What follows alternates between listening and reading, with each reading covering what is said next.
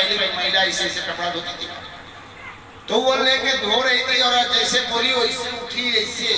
और कपड़े का धोवन का छींटा जो होता है, जब कपड़ा पटका जाता है तो छींटे निकलते ना, वो छींटा भोलेनाथ के ऊपर पड़ गया। कपड़े का, कपड़े धुलने का छींटे का जल जाके भोलेनाथ के ऊपर पड़ गया। भोलेनाथ हंस पड़ गया कपड़े का पानी, कपड़ा धो रहे तो वहां का पानी पड़ गया। भोलेनाथ हंस दिए, मैया गौरा पार्वती का यही बाकी रहा। तब भोलेनाथ ने कहा जैसन देश वैसन भेष, ऐसा रूपो तो लिए हैं भिक्षुअर होता, ऐसा रूप लिए हैं तो ऐसा जल भी चढ़ा है।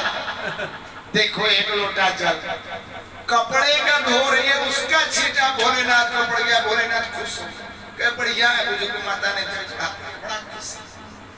मैया गौरा करे तेरी के बड़ा भोला है, अरे वो कपड़ा का छींटा पड़ा है, घर जैसा देश वैसा भेष, भिक्षु के ऊपर घूमने आया हूँ तो कपड़े का ही जल पड़ा तो जल तो चढ़ाई। वो करे क्या है, क्या है, ये बालक लेके आया हूँ, इसका कोई नहीं है, इस बालक को रख लो, पाल पोस के बड़ा अनाथालय है, क्यों हम रखे, तुम ही रखो। क्या माँ, बालक को जो शिक्षा जो संस्कार एक माँ दे सकती है वो मैं नहीं दे सकता, वो मैं नहीं दे सकता, इसलिए इस बालक को रख लो माँ, आप अच्छा शिक्षा अच्छा संस्कार देना, इसकी जिम्मेदारी मैं लेता हूँ, इसके पालन पोषण में कोई दिक्कत नहीं होगा, मैं सब कुछ आपको उपलब्ध करा दूंगा, पालिए पोसिए पढ़ाइए लिखाइए बड़ा करिए, आपको समझ में आ जाएगा। लेकिन पालन पोषण कहीं बताइए, आप इतना सब कुछ करेंगे कैसे, कहा है डीएम कलेक्टर है भिखारी कहीं, क्या माँ मैं कह रहा हूँ ना, मैं भीख मांगूंगा, कुछ भी करूंगा, बालक को दे दूंगा, बस पालना है। अब पाल कहीं रिश्ता क्या है, इस बालक से तुम्हारा रिश्ता क्या है, क्यों यहाँ लेके आए हो, क्या रिश्ता है, ये तुम्हारा लड़का है, भांजा है, भूपा है, क्या है, क्या माँ मेरा रिश्ता तो कुछ भी नहीं, लेकिन एक रिश्ता है जो भोले का है वो मेरा है, और जो मेरा है वो भोले का है। एक भोले बाबा का भक्त और दूसरे भोले बाबा के भक्त से जब मिलता है तो भक्त और भक्त का रिश्ता होता है। हम भी महाकाल के दीवाने और आप भी महाकाल के दीवाने, तो रिश्ता हो गया कि नहीं?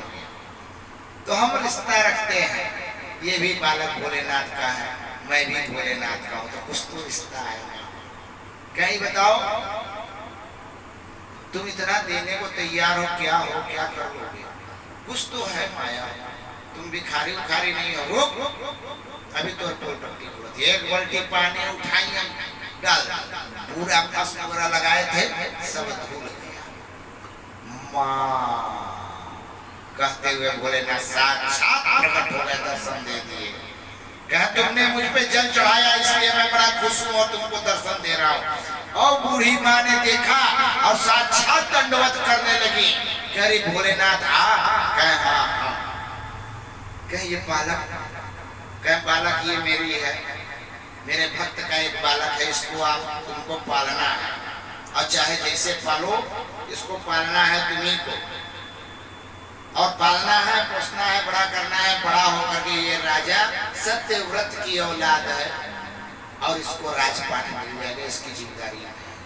बुजुर्ग महिला ने साक्षात दंडवत किया और बालक को गोद में लिया और बालक को पालना पोसना बड़ा करना शुरू की।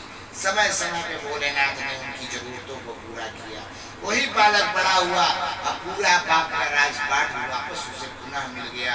कथा लंबी है, राजपाट मिल गया, वैभव ऐश्वर्य मिल गया, सत्यव्रत का जल चढ़ाया हुआ उसके बेटे को मिला। भोला इतना भोला कि कपड़े के धोवन से भी खुश हो गया। तो जिस प्रकार से राजा सत्यव्रत के पुण्य फल से उसके पुत्र को मिला, तो कभी ये नहीं सोचना चाहिए इतना कुछ हो गया, लेकिन राजा सत्यव्रत ने पूजन नहीं छोड़ा था। राजपाट चला गया था, पूजन नहीं छोड़ा था, रुक करता था। औरत तड़प रही थी, कर रही थी, प्यास लगा, पानी पीने गई, वहां से बजरी आ गई, ओम नमः शिवाय करके चढ़ाई पी, और तीसरे में मगर खा गया। ये होता है आजकल, बस 2 दिन में। जैसे राजा हरिश्चंद्र को देख लो, अपने बिक गए। ऐसी होती है परीक्षा, ऐसी होती है भोलेनाथ। भोलेनाथ देता है, जब देता है तो छप्पर फाड़ के देता है, सबको देने वाला वही है।